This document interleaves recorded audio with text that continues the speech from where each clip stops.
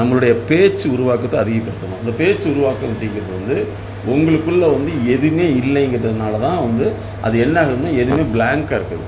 அப்போ அதுக்கு முன்பு ஃபஸ்ட்டு வந்து என்னென்னா பாருங்க, காம்பனண்ட் ஆஃப் டாக்கிங்குடைய காம்பனண்ட் வந்து ஃபஸ்ட் என்னென்னா, அதாவது பேச்சினுடைய காம்பனண்ட் என்னென்னா, ஃபஸ்ட்டு வந்து வேர்டு, ரெண்டாவது டிமாண்டு, தேவை. இந்த தேவைக்கு ஏற்ப வேர்டோட ஃபீலிங்ஸ் அப்படிங்கிற எமோஷனை ஆட் பண்ணோம்னா சக்ஸஸ்ஃபுல்லாக வந்துட முடியும்.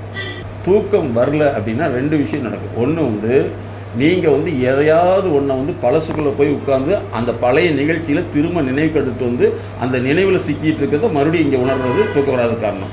அதே மாதிரி ஃப்யூச்சரில் ஏதோ நடந்துருமோன்னு நினச்சி அந்த ஃப்யூச்சரில் நடக்காத விஷயத்த நடந்த மாதிரி நினச்சி அந்த நினச்சதில் போய் சிக்கிட்டு இருக்குன்னா தூக்கம் வராது. அப்போ இந்த ரெண்டுமே வந்து நினைவு சார்ந்தது. அந்த நினைவை மாற்றுறதுக்கு என்னென்னா ஃபஸ்ட்டு வந்து உங்களுடைய பேச்சு உருவாக்கத்தை நாங்கள் அதிகப்படுத்தணும்.